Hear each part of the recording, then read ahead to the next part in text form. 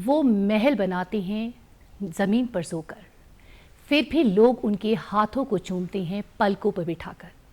आज के हमारे इस कार्यक्रम में हम बात करेंगे हिमाचल प्रदेश की काष्ठ कला का, जिसका कोई सानी नहीं है। हिमाचल प्रदेश में इसका श्रेय जो है उन कलाकारों को जाता है जो अपने हाथों से इसे बनाते हैं। नमस्कार, मैं सोनिका ढटवाल, उमंग कार्यक्रम में आपका स्वागत है। आज का जो हमारा विषय है वो है पारंपरिक काष्ठ कला।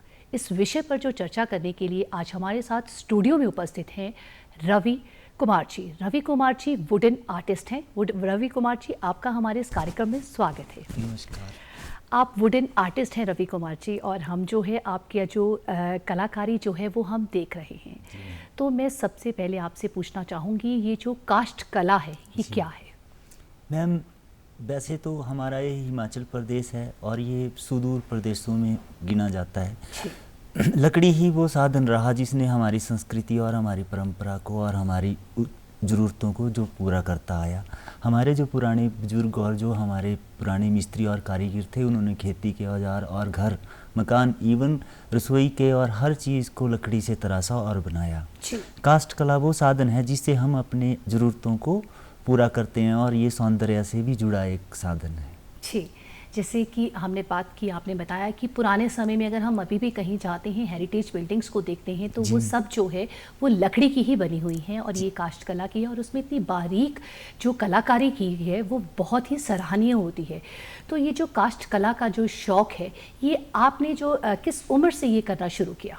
मैम, मुझे प्रारंभिक शिक्षा के प्रारंभिक जैसे मतलब मैट्रिक से पहले 8वीं 9वीं 10वीं में हमारे जो ड्राइंग टीचर थे वो बहुत अच्छे रहे बचपन में, और उन्हीं की वजह से थोड़ा शौक़ जागा ड्राइंग में, और मेरी थोड़ी स्केचिंग वगैरह भी अच्छी रही बचपन में। और मैं एक मतलब काश्तकार परिवार से संबंध रखता हूँ। मेरे घर गांव बरोटा, तहसील घुमारवीं, जिला बिलासपुर, हिमाचल प्रदेश का मैं रहने वाला हूँ। मैं लोहार खानदान, लोहार जाति में पैदा हुआ हूँ। आपने जो और मेरे दादाजी अपने टाइम के बहुत बड़े कारीगर रह चुके हैं, और मैं उस खानदान से हूँ जिस खानदान के मिस्त्री कारीगर बिलासपुर के राजाओं के पास राजमिस्त्री के रूप में अपनी सेवाएं दे चुके हैं। ये मेरा परम सौभाग्य है कि मैं उस खानदान में पैदा हुआ हूँ जो पहले से ही इस काष्ठ कला को बहुत आगे तक, बड़े आयामों तक लेके गए हैं। जी, तो आपने ये बहुत अच्छी बात की, जो हमारे जो आपके जो पूर्वज थे वो भी इसी कार्य में थे और आप भी वो कर रहे हैं। क्योंकि अगर आज के समय की हम बात करें तो कहीं ना कहीं हम देखते हैं ये काष्ठ कला जो है वो लुप्त होती जा रही है। जी मैम, इसका एक तो सबसे बड़ा कारण ये रहा कि अब लोगों का भी इसके प्रति वैसा रुझान नहीं रहा। पहले के टाइम में जैसे जब साधन ही लकड़ी था, सीमेंट और इन वस्तुओं का मतलब ये नहीं आए हुए थे जब, तो ये जितने भी हमारे मंदिर और हेरिटेज और हमारे मकान गारे और मिट्टी से ही बनाए जाते थे, और साथ में लकड़ी का सहारा लिया जाता था। जैसे पहाड़ी क्षेत्रों में ये मकान बनते थे। लकड़ी बहुत ही मतलब, एक तो हमारे यहाँ वन ठीक हैं, और वनों की वजह से हमारा निर्भरता भी वनों पे बहुत ज़्यादा है। और ये जो शौक़ था मैम, ये शौक़ ड्राइंग से होता होता मूर्ति कला पर कब पहुंच गया ये इसका मेरे को भी पता नहीं लगा। और जैसे हमारे बुजुर्ग चरखा वगैरह और कुछ ऐसे मतलब सौंदर्य से जुड़ी हुई चीज़ें कार्विंग किया करते थे, उन्हीं को देखकर मेरे मन में भी ये बात उत्पन्न हुई, और आगे चल के आज ये रिजल्ट आपके सामने है। जी, ये बहुत ही खूबसूरत तस्वीरें और मैम, एक बात और बोलना चाहता हूँ, ये काम है इसमें बहुत ही ज़्यादा संयम, लगन, ध्यान और एक निष्ठा।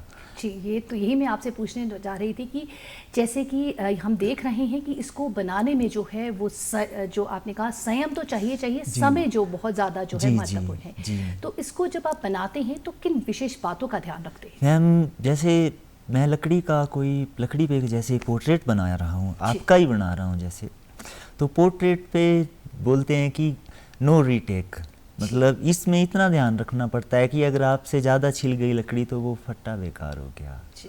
मतलब इसमें आपको इस प्रकार का अपना हुनर और स्किल इस तरीके से डेवलप करना पड़ेगा कि आपको जैसे एक लट्ठा है, या जैसे एक बॉक्स, या कोई भी एक लॉग, या कोई भी फट्टा है, उसके ऊपर वो आपको मूर्ति दिखनी चाहिए मन की आंखों से। इसके लिए हमारे जो आध्यात्मिक हमारी आध्यात्मिक धरोहर जो भारत की है, इसमें त्राटक और इस प्रकार के कई प्रकार की चीज़ों का वर्णन है, योगा है, जिनको मतलब कारीगर और कलाकार अपने जीवन में अपनाता है और त्राटक वगैरह करके अपने ध्यान को फोकस करता है। ये मैं भी इस भारतीय संस्कृति का मैं भी एक बोल सकता हूँ कि इसी की वजह से ही ये जो है वो सब है। जैसे हमने बात की कि अगर हम ड्राइंग करते हैं तो हम उसको कहीं ना कहीं हम उसको मिटा के ठीक किया जा सकता है, लेकिन इसमें आपने जिस तरह से बताया कि हल्का सा कहीं ज़्यादा छिल गया तो वो आपकी जो आप बनाना चाह रहे हैं वो आप खराब हो जाएगा। तो सबसे ज़्यादा जो इसको बनाते हुए हमें विशेष ध्यान रखना है कि आप में बहुत ज़्यादा पेशेंस का होना बहुत ज़्यादा ज़रूरी है, संयम का होना बहुत ज़्यादा ज़रूरी है, और जो है आपका ध्यान एक इमेजिन जो आपके दिमाग में एक छाप है उसको विशेष ध्यान में रखते हुए जो इसको बनाया जाता है। जी मैम, जैसे कोई मैं पोर्ट्रेट का, जैसे किसी भी व्यक्ति का पोर्ट्रेट आता है तो पहले तो 1-2 दिन तो मैम उसको सामने रख के देखना पड़ता है। वो आपके माइंड में उसकी पिक्चर, जैसे हम आंखें बंद कर रहे हैं तो जैसे मेरे को वो पिक्चर दिखनी चाहिए। उसके बाद फिर ड्राइंग तो बेसिकली जैसे मैंने काम शुरू किया या कोई और बच्चा करेगा तो उसके लिए मेरा पहला सुजेशन यही है कि बच्चा अपनी स्केचिंग और ड्राइंग को पक्का करे, अपने हाथों को पक्का करे, क्योंकि ये काम शुरू ही ये कलाकारी शुरू ही ड्राइंग से होगी। आपको उसका उकेरण लकड़ी पे करना पड़ेगा। जैसे आप मेरे सामने बैठे हैं, आपका वो चित्र पहले लकड़ी पे बनाऊंगा, फिर उसको छीलूंगा, उसके हिसाब से ये आएगा। बेसिकली मैम मैं मूर्तिकार हूँ, लेकिन ये मूर्तिकार तो हूँ, लेकिन साथ में मेरा जो बचपन बीता है मैंने ये लकड़ी का काम भी सारा किया हुआ है। जैसे खिड़कियाँ, दरवाजे, जो चारपाइयाँ, मेज़, कुर्सी, टेबल, ये सारी चीज़ें बनाई हुई हैं। और इवन जो हमारा हिली एरिया है, तो जो वैसे तो मंडी में तो काठकुनी बोलते हैं, लेकिन हम भी छतों का निर्माण कुछ उसी हिसाब से करते हैं, लेकिन बिलासपुर और हमीरपुर का डिज़ाइन कुछ अलग है। वो सारी चीज़ें, उन्हीं चीज़ों से मैं मतलब अपने आप को डेवलप कर पाया, ताकि आज ये मूर्तियाँ आपके सामने। जैसे ये हम इनको देख ही रहे हैं, तो इनको सीखने में आपको कितना समय लगा? मैम ये जैसे शुरू में मेरे को मेरी प्रारंभिक शिक्षा का जो समय था, जैसे 9वीं 10वीं 11वीं, उस टाइम मैंने मूर्तिकारी का थोड़ा अभ्यास किया। जैसे लड्डू गोपाल, बाबा बालकनाथ जी, फिर राधा कृष्णा की एक दो मैंने मतलब उस प्रकार की मूर्तियाँ बनाई। फिर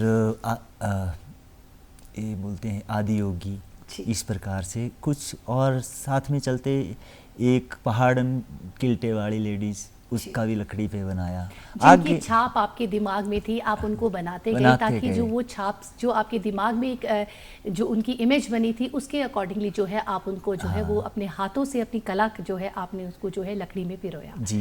जैसे हम बात करते हैं काष्ठ कला की, जो ये मध्यकाल से, अगर हम अपने मंदिरों की पुराने हिमाचल प्रदेश में जो है अक्सर जितने भी मंदिर है वो जो है लकड़ी के बने हैं, और उसमें जो ये कला जो है हमें देखने को मिलती है।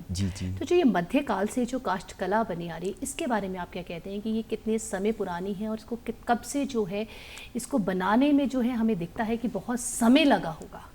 वैसे तो मैम काष्ठ कला का जो इतिहास जहाँ मैंने पढ़ा, वैसे तो मेरी पढ़ाई उतनी ज़्यादा है नहीं फाइन आर्ट में, लेकिन जितना मैंने इसके बारे में जाना है तो ये आदिकाल से, जब से हमारा सभ्यता का उदय लगा होने, तो उसी समय से मनुष्य ने अपने मतलब इस्तेमाल के लिए कुछ ऐसी चीज़ों का निर्माण करना शुरू किया जो उसको हेल्पफुली थी। और इसी का प्रसार, जैसे मनुष्य का मस्तिष्क और आगे हम मतलब उस अवस्थाओं को आगे बढ़ते हुए जैसे हमारी डेवलपमेंट और विकास ज़्यादा होता है, तो हम उन्हीं चीज़ों को, आज का जो समय है, आज से जैसे आप मध्य युग की बात करते हैं, तो जो मध्यकाल का जो युग था, जैसे भक्ति काल और गुप्त काल, उस समय में जो अद्वितीय कलाकार और जो कलाकारी हो चुकी है मैम, वो आज के युग में उतना वो काम संभव नहीं है। भले ही आज बहुत ज़्यादा मशीनीकरण हो चुका है और ऐसे औजार, ऐसी मशीनें आज आ चुकी हैं मार्केट में जो कि कलाकार के एफर्ट्स को बहुत कम कर सकती हैं, लेकिन मशीनों का आने के बावजूद वो जो पिछले वाला, जैसे अब बात करते हैं हम शिमला की, शिमला में जैसे यहाँ मंदिर बने हुए हैं, श्राण का भीमा काली मंदिर है, और आप हाटकोटी लक्षणा मंदिर देवी है, जी, मंदिर, हाँ। हाँ हाटकोटी जी। मंदिर है, फिर हडिम्बा देवी मंदिर है, जी। फिर ये एक मंदिर मृकुला देवी है, जी। जिस पे मतलब वो आज से बोलते हैं सदियों पहले महाभारत और रामायण के वृतांत जिसके ऊपर छपे हुए हैं और इतने ज़बरदस्त तरीके से उन कारीगरों ने बनाए हैं, जी। जिसे हम एक रेनेसेंस टच बोल सकते हैं। जैसे रेनेसेंस, महान रेनेसेंस हुए जिन्होंने लियोनार्डो दा विंची, जिन्होंने मतलब ये मोनालिसा का निर्माण किया था, उस प्रकार की वो रेनेसेंस टच हमारे कलाकारों के पास मध्य युग में ही था। भारत की जो ये कला और मतलब आर्ट, ये जो हम कलाकारी, कास्ट कला, चाहे पत्थर की हो या जो बोलें, ये पूरे वर्ल्ड में हमारी अलग छाप छोड़ती है। भारत को विश्व गुरु इसीलिए कहा गया है। यहाँ की कलाकारों का जो दर्शन है और जो हमारे बुजुर्ग, जो हमारे कलाकार आदिकाल में हो चुके हैं, उनको मैं अभी भी प्रणाम करता हूँ और मन से उनका नमन करता हूँ, ताकि उन्हीं के चरण पद चिन्हों पे आगे चलते हुए मैं इस काम को अगली पीढ़ी तक ले जाने की कोशिश करूँगा। जैसे कि इसमें लकड़ी का जो है विशेष महत्व है। लकड़ी जो है हम कई तरह की सुनते हैं, देवदार की, चील की, अलग अलग जो लकड़ी है अलग अलग के बारे में सुनते हैं। तो इसमें जो है लकड़ी, तो किस तरीके से सिलेक्शन किया जाता है कि जो, ताकि वो पक्की भी हो और जो है वो ख़राब भी ना हो, तो उसके बारे में थोड़ा सा बताइए कि कैसे लकड़ी का कैसे चयन? जैसे मैम लकड़ी का ऐसा है कि लकड़ी, अब हम अगर हम शिमला को देखते हैं तो शिमला में कॉनिफर जैसे मतलब देवदार, रई, चीड़ और कैल, तो कई किस्म की बान जैसे ऐसी लकड़ियाँ यहाँ पाई जाती हैं। तो जो हमारे पुराने समय में जो कारीगर थे, जैसे देवदार को काटते थे, ये पानी में उसको सीजन करते थे, पानी में डाल के, उससे वो लकड़ी अपने आप एक किस्म से ट्रीट हो जाती थी। और फिर भी लकड़ी की एक लाइफ है, लेकिन वो 500,000 साल वो निकाल देती थी। लेकिन आपको आश्चर्य होगा कि जैसे मृकुला देवी का जो मंदिर है, वो पता नहीं कितने साल, हज़ारों साल पहले बना हुआ है, उसकी वो लकड़ी आज भी ऐसा लगता है जैसे ताज़ा ही किसी ने काम किया है। अगर हम बाकी भीमा काली मंदिर की भी बात करें तो वो भी, और जो हमारा मतलब इसका कलाकारी का जो सांस्कृतिक धरोहर था कलाकारों का, उनके पास ऐसी पद्धतियाँ और ऐसी विधियाँ थी जो लकड़ी को इस प्रकार से सीजन और ट्रीट कर देते थे जो हज़ारों वर्षों तक खराब नहीं होती थी। अब मैं जो पर्टिकुलर जिस लकड़ी पे काम करता हूँ, मेरे घर बिलासपुर में है। मैं फ़िलहाल ब्यूस नाम के एक प्रजाति जो हमारे खड्डों में पानी की जगह पे पाया जाता है, उस लकड़ी का, उस पेड़ का एक सबसे बड़ा महत्व ये है कि वो भूमि कटाव को रोकता है और फास्ट ग्रोइंग स्पीसीज है। उसका शायद बोटैनिकल नाम सैलिक्स एल्बा, वाइट बिल्वो भी बोलते हैं उसको। और इस लकड़ी का, जैसे आप ये पेंटिंग देख रहे हैं, इसका जो कलर है एक किस्म से स्किन टोनिंग बोल सकते हैं। जैसे मैं किसी का पोर्ट्रेट बना रहा हूँ तो मेरे को उसका पर्टिकुलर वैसा कलर करने की आवश्यकता नहीं रहेगी। ये गुण है, लकड़ी की सिलेक्शन आपको करनी पड़ेगी अपने हिसाब से। वैसे लकड़ी, जो भी कोई भी लकड़ी है, उस हर लकड़ी पे कार्विंग की जा सकती है। ये प्रिसीशन और ये हुनर व्यक्ति को खुद ही डेवलप करना पड़ेगा।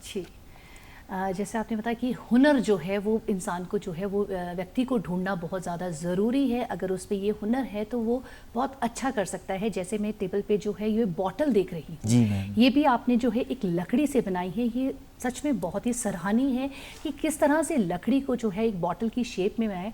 थोड़ा सा इसके बारे में बताइए। मैम ये जो बोतल है ये बेसिकली बांस से बनाई है मैंने। मेरे मतलब बिलासपुर, हमीरपुर, ऊना में बांस बहुत, मतलब आप माने कि काफ़ी पाया जाता है और इसकी 5, 6 या 10, 15, 20 प्रजातियां हैं। ये जो ये बोतल मैंने बनाई है एक स्पेशल प्रजाति है, मगर बोलते हैं इसे हम अपनी लोकल भाषा में, शायद इसका कोई और नाम होगा। ये हम अपने मकान के जैसे छतों में भी इसको इस्तेमाल करते हैं। और जो हमारे एक काश्तकार जाति है जो मतलब टोकरियाँ और ये बनाते हैं, वो भी इसी की बनती हैं। जैसे टोकरियाँ खाना इसके लिए, और पहले समय में जो था टोकरियाँ जो बनती थी, खाना किल्टे वगैरह, जो अब तो प्लास्टिक के आने शुरू हो गए। जैसे हम खाने के लिए भी, अगर हम पुराने समय की बात करें तो खाने के लिए भी एक रोटी रखने के लिए एक छाबी बोलते हैं हम उसके, वो हुआ करती थी। आज भी है वो, आज भी इसके कारीगर हैं। ये मतलब थोड़ा सा ये लुप्त होने लगा है, लेकिन इसीलिए मैम इसी चीज़ को, जैसे हमारी एक पर्टिकुलर, जैसे एक जाति है बिलासपुर, हमीरपुर में, जो ये बांस का ही काम करती है। मैंने उसी जाति को मध्य ध्यान में रखते हुए ये चीज़ों का निर्माण किया। ऐसा नहीं कि मैंने ये बोतल ही बनाई है। ये बोतल 1-1.5 लीटर की कैपेसिटी का है, मेरा प्रारंभिक है, जैसे हम प्रोटोटाइप बोल सकता हूँ। अब मैंने इसकी अपने लोकल विधियों से इसको ट्रीट किया हुआ है, लोकल इंग्रेडिएंट के साथ। अब ये पीने लायक बनाई हुई है। इसमें मतलब अब किसी प्रकार की कोई बदबू या कोई खुशबू अब नहीं रही है। नहीं रही। और इसका जैसे मैंने पीएच चेक करवाई तो इसकी पीएच भी ma'am level. Alkaline in nature आया। जैसे किसी आदमी को एसिडिटी और इस प्रकार की प्रॉब्लम रहती है तो इसका पानी उसके लिए वैल्यूएबल रहेगा। और मैंने इसको थोड़ा सा लुक इस तरीके से भी दिया है कि कोई अपना हाथ पे पकड़ना भी इसको ठीक लगे, कि मतलब ऐसा ही ना समझे। ये सच में बहुत ही सुंदर दिख रही है। जैसे आपने बताया कि आपने जो है इस बॉटल में पानी रखा और उसका पीएच लेवल चेक करवाया तो इसका मैम 7.15 के आसपास इसकी पीएच आई, जो कि एक पीने वाले पानी के साथ जो है वो जो है उसको पिया जा सकता है। तो जो उसको हम पी सकते हैं इस पानी को, अगर हम इस पानी में ये बॉटल को एज ए पानी के लिए भी इस्तेमाल करें अपनी डेली लाइफ में, तो हम जो है वो पानी को जो है। हाँ मैम, ये हेल्दी लाइफ के लिए बहुत ही बेस्ट है। नंबर 1 इसका पानी की हल्की सी मिठास रहेगी। और बांस का एक गुण और भी पढ़ रहा था मैं कि ये एंटीबैक्टीरियल भी है। जैसे कोई बैक्टीरिया वगैरह कुछ होगा तो वो इस लकड़ी में चला जाएगा पानी से। ये अपने आप पानी को भी फिल्टर करती है। और बड़ी बड़ी सेलिब्रिटियाँ जैसे फिल्म स्टार हैं वो बांस की बॉटल्स और इसको अपने खाने में इस्तेमाल करते हैं। ये एंटी रिंकल और एंटी एजिंग भी कुछ ऐसे केमिकल इसमें पाए जाते हैं जो व्यक्ति की उम्र को और झुर्रियाँ वगैरह को कम करते हैं। तो अगर आप ये बात हमारे दर्शकों को बताएं तो आप ये जो बॉटल्स की जो है वो डिमांड और बढ़ जाएगी। और मैम ये मैंने बॉटल का जो सोचा बनाने का ये बनाया तो मैंने ये इस चीज़ को भी ध्यान रख के किया कि जैसे मेरा ये स्कल्पचर है, जैसे मैं मूर्तिकारी करता हूँ या ये स्कल्पचर 3D या रिलीफ वर्क कर रहा हूँ, हो सकता है कि मेरे मन में ये भी था संदेह कि ये चले ना चले, लेकिन ये बांस वाला जो था ये डोमेस्टिक हर आदमी इसको, और रेट भी मैं इसकी कोशिश ये करूँगा कि गरीब से गरीब आदमी भी इस बोतल को ले ले। जी। और ऐसा नहीं है कि मैंने मैम ये बांस की बोतल ही बनाई है, इसके और भी बड़े सारे उत्पाद तैयार किए हैं। जैसे पक्षियों के लिए घोंसला, हमारे गौरैया होती है जो आजकल लुप्त हो रही है, उसके लिए पहले हमारे जो पुराने घर थे उन घरों में छोटे छोटे कराखे इन द सेंस सुराख रखते थे हमारे जो बुजुर्ग थे। और वो गौरैया और शुभ माना जाता था मैम। लेकिन जब से ये नए मकान बनने शुरू हुए तब से वो ट्रेडिशन और वो कल्चर खत्म हो गया। हमें अपनी जड़ों से और अपनी जड़ों मतलब अपने उस पुरातन चीज़ों के साथ रहना, संबंध रखना बहुत ज़्यादा जरूरी है कि प्रकृति के साथ हम जितना प्रकृति के और बर्ड फीडर पक्षियों को पानी पिलाने के लिए गर्मियों में जैसे फेसबुक पे भी ऐड आती है कि गर्मियों में पानी पिलाओ। वो मिट्टी का जो वो प्लास्टिक का या मिट्टी का आ रहा है, मैंने बांस का बनाया हुआ है, वो भी क्लासिकल है। मैंने कई जगह उसके प्रोटोटाइप लगाए हैं। और सर्व करने के लिए ट्रे, जैसे चाय पानी के लिए ट्रे ले जाने के लिए होटल लाइन्स में भी 5-7 मैंने वो पीस दिए, उसका मेरे को बहुत ही अच्छा रुझान आया। आजकल वैसे भी कहते हैं कि इको फ्रेंडली जो है वो होना बहुत ज़्यादा ज़रूरी है। जितना आप इन चीज़ों के साथ रहेंगे वो उतना अच्छा है। जितना और मैम ये जो बांस जो है, बांस ऐसा भी नहीं है कि ये लुप्त हो जाएगा, ये 5 साल में काटने योग्य हो जाता है। आप जैसे ये जो बॉटल की जो लाइफ है वो शेल लाइफ कितनी है, ये कितने समय तक जो है ये है वो रहती है? 6 महीने तक मैम। और बेसिकली ये जो बांस की बोतल है ये गर्मियों के लिए ज़्यादा वैल्यूएबल है। ये नेचुरली जैसे हमारा घड़ा, मिट्टी का घड़ा पानी को ठंडा करता है, उसी प्रकार ये बांस की बोतल भी पानी को ठंडा करती है, ठंडा रखती है। जी मैम। जी। तो अब जैसे कि आप ये आपका बहुत इनिशिएटिव आप अच्छा ले रहे हैं कि आप ये चीज़ें बना रहे हैं, और अब जैसे हम कह रहे हैं कि प्रकृति के साथ जुड़ना चाहिए, हम हमेशा ये संदेश दे रहे हैं कि जितना हम प्रकृति के साथ रहेंगे उतना जो है जो मनुष्य है वो स्वस्थ रहेगा। आज की जो मैं आपके बारे में थोड़ा सा पढ़ा है और जो मैंने आपसे बात की है तो उसमें आपने मुझे एक भाग्य विधाता करके आपने एक थीम पे आप काम कर रहे हैं। जी मैम। वो भाग्य विधाता थीम क्या है और उसका आपका क्या मकसद है उस थीम पे काम करने का? मैम बेसिकली जब मेरे मन में ये विचार उत्पन्न हुआ कि मैंने ये मूर्तिकारी का काम करना है तो उस वक्त मैंने कई प्रकार के चित्रकारों का और उनकी शैलियों का, भारत की जैसे कांगड़ा कलम, बेसिकली मेरा इच्छा जो थी वो चित्रकार बनने की थी। मैंने कांगड़ा कलम का भी काफ़ी अच्छा अध्ययन किया हुआ था, बिलासपुर कलम और ये भी है, लेकिन बसोली कला के बाद कांगड़ा कलम ही फेमस हुई।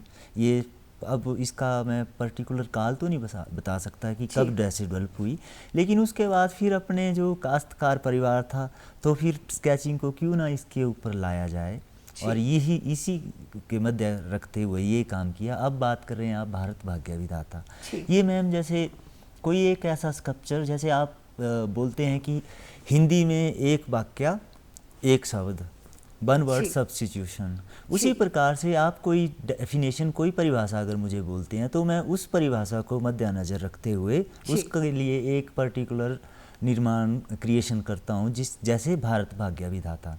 ये भारत भाग्य विधाता क्या है? जी। भारत भाग्य विधाता ये वो शख्स है जो काम अपना ईमानदारी से अपने परिवार का भरण पोषण और अपना मतलब अच्छे तरीके से जी। भरण पोषण कर रहा है, वो साथ साथ अपने परिवार के साथ साथ अपने देश का भी भला कर रहा है। देश का भी भला क्योंकि देश को, राष्ट्र को आगे अगर ले जाना है तो किसी एक व्यक्ति का हाथ नहीं है, इसमें हर व्यक्ति को काम करना पड़ेगा और राष्ट्र के विकास में हर व्यक्ति को अपना योगदान देना पड़ेगा, चाहे खेत में मजदूर, हाँ। सेना का, चाहे वो किसान हो, चाहे वो सेना में हो, चाहे वो किसी ऑफिस में भी काम कर रहे हाँ, हैं, चाहे देश की हाँ, तरक्की के लिए जो है सबको हाथ देना। और मैम जितनी बड़ी पोस्ट, जितनी बड़ी आदमी की पोस्ट उतनी बड़ी जिम्मेवारी, जितनी बड़ा कलाकार उसका उतना ही बड़ा रिस्पांस बन जाता है कि वो अपना उस चीज़ को आपने कई, जैसे हम ये भारत भाग्य विधाता थीम की बात की, इसके साथ साथ आपने कई ऐसी भी कलाएं मैं देख रही हूँ कि बनाई हैं जो लोगों को संदेश दे रही हैं। ऐसा कुछ समय में आपने ऐसा कुछ चित्रकारी की हो जो लोगों को जो है एक संदेश दे रही है, तो उसके बारे में थोड़ा सा बताइए। मैम मैंने जैसे ये कोरोना का जो समय आया, कोरोना महामारी जब भारत में आई, तो उसी को मद्देनज़र रखते हुए मैंने एक क्रिएशन बनाई है, mother earth thinking about planet. मतलब धरती माता सोच रही है प्लैनेट, महाद्वीप, मतलब इसके बारे में, ग्रह के बारे में, कि हम वैसे मनुष्य जाति जो है ये सबसे सिविलाइज्ड कम्युनिटी है इस धरती पे। तो मनुष्य पर्यावरण संबंधित और प्रकृति को संजोने के लिए क्या कर रहे हैं, तो उसी चीज़ को ध्यान में रखते हुए ये जितनी भी आपदाएं हैं ये सारी मतलब ये आदमी के द्वारा ही उत्पन्न किए हुए महामारियां हैं। ये किसी न किसी प्रकार से हमने प्रकृति के साथ छेड़छाड़ करी, इसको अपने हिसाब से हर चीज़ का, हर जो भी इसका मतलब जो भी इसमें खनिज पदार्थ हैं, हर चीज़ का दोहन अपने हिसाब से किया और उसी को ध्यान में रखते हुए ताकि आम जनता को मैंने उस स्कल्पचर के रूप में संदेश दिया है कि हम अपनी प्रकृति, अपनी जड़ों और अपने ग्रह के बारे में भी कुछ सोचें, प्रकृति के साथ ज़्यादा छेड़छाड़ ना करें और अपने जैसे पेड़ लगाएं और भी जिस तरीके से हमारा ये जो हमारा मतलब ग्रह है ये आने वाले और भी हजारों लाखों करोड़ों वर्षों तक ऐसे ही रहे और आने वाली नस्लें फलती और फूलती रहें। रवि जी, आपको लगता है, आप हम और हमें भी लग रहा है कि ये जो शैली है, ये जो कला है, ये लुप्त होती जा रही है, इसका मुख्य कारण क्या है? इसका लुप्त होने का मुख्य कारण क्या है? इसका लुप्त होने का मैम एक तो सबसे बड़ा कारण ये रहा कि कुछ अब लोगों के प्रति, लोगों में भी वैसा रुझान नहीं रहा। जैसे जो पहले के हमारे कलाकार और काश्तकार थे वो घर घर जाके घरों में काम करते थे, तो वो उसी हिसाब से काम करते थे कि मतलब एक जो एक्सप्रेशन थी और मतलब ज़रूरत के हिसाब से काम किया जाता था और एक तसल्ली बोलते हैं जैसे कि तसल्ली से काम करवाने वाले में भी तसल्ली थी और करने वाले में भी तसल्ली थी। और उसी वजह से हुनर, अगर हमने कोई उत्कृष्ट कार्य करना है तो उस कार्य को करने के लिए एक पर्टिकुलर समय की आवश्यकता होती है। आज की इस भागा दौड़ में आदमी मतलब लोगों के पास उतना समय भी नहीं है कि वो कारीगर से उस तरीके से काम करवा पाएँ और कलाकारों ने भी अपने उसी हिसाब से अपने आप को मॉडर्न कर लिया है और वो भी उसी हिसाब से अब काम कर रहे हैं। अब जो पहले वाला ना, ऐसा भी नहीं है, कई जो कला प्रेमी है वो आज भी उस तरीके का काम करवाते हैं। मैं वही पूछने जा रही हूँ रवि जी, जो इस कला को सीखना चाहता है वो इस कला को कैसे सीख सकता है? मैम इस कला को सीखने का वैसे अब तो उस प्रकार के कोर्सेज भी हैं, जैसे फाइन आर्ट के बच्चे उस तरीके से भी सीख सकते हैं, लेकिन बेसिकली मैं ध्यान में लाना चाहता हूँ कि ये कला है ये उसी प्रकार से जैसे हमारी वो गुरुकुल व्यवस्था थी। पुराने ज़माने में जो बच्चे विद्यार्थी अपने गुरुओं के पास जाते थे गुरुकुल में और गुरुओं से विद्या ग्रहण करते थे, क्योंकि ये जो हुनर है ये पर्टिकुलर आपको सिखाना पड़ेगा। लकड़ी का गुण, जैसे लकड़ी किधर को काटी जाए, कहाँ इसको बेस्ट तरीका है, मतलब काटना, इसको छीलना, इसका मतलब एक पर्टिकुलर पूरा एक किस्म से बोल सकते हैं कि बच्चा जो सीखने आएगा उसको समय देना पड़ेगा। संयम सबसे बड़ी ज़रूरत है और समय, ये दो चीज़ें अगर आपके पास हैं और दे सकते हैं तो आप कलाकार बनने से आपको कोई नहीं रोक सकता। रवि कुमार जी, आप हमारे इस कार्यक्रम में आए उसके लिए बहुत बहुत धन्यवाद। थैंक यू मैम, धन्यवाद। हिमाचल प्रदेश और में कई परंपराएं और कई जोहेर जो हम भारतीय शैली में देखते हैं, लकड़ी की इतनी खूबसूरती से जो सजाया गया है, वो शैली कहीं ना कहीं लुप्त होती जा रही है। हमें उस शैली को लुप्त नहीं होने देना है, हमें जागरूक होना है। आज के कार्यक्रम में सिर्फ इतना ही, अगले हफ्ते फिर मिलेंगे। नमस्कार।